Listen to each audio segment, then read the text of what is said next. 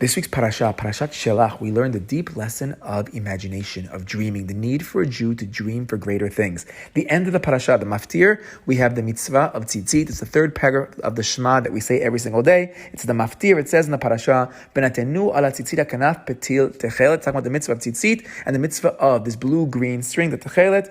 V'haya lachem tzitzit, and it's going to be tzitzit for you. U'item oto, and you're going to look at the strings. You're going to see it. Uschartem et kol mitzvot Adonai. And we're going to remember all the mitzvot of God.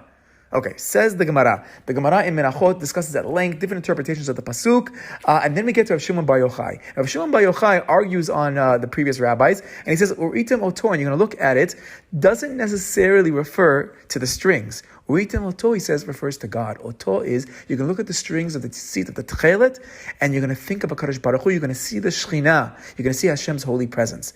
And if you go further on, the Gemara, it's the Gemara Menachot Mem Gimel Amud Bet, you go further down, you come up to Rabbi Meir. Rabbi Meir says as follows, in a similar theme, Haya Rabbi Meir Omer, says Rabbi Meir, Ma nishtana Techelet mikol minei tziv onin. Why was the color Techelet, this blue color, picked of all the other colors?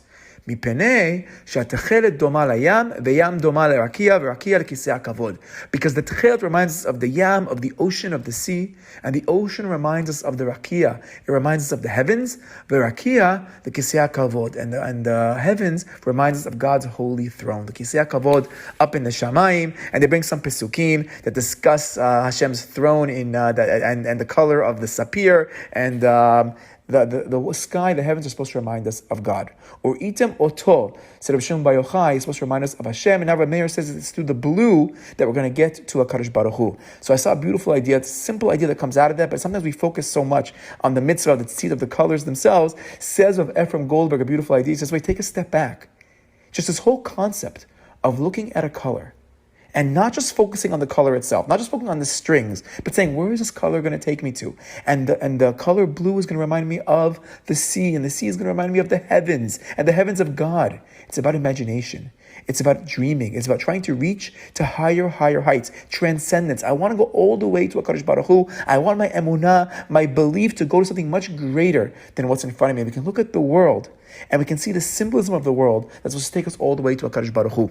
So B'ezrat Hashem, I'm going to post a couple more Divrei Torah about the deeper understanding of what is the Techelet, what is the white, what are these colors supposed to get to. But let's take one step back. It says Rav Goldberg, unbelievable. The step before we get to what it all means. Realize that there's more to life than just the physical thing I'm looking at. That there's an imagination, there's a dreaming, there's a greater level we can try to reach. Shabbat Shalom.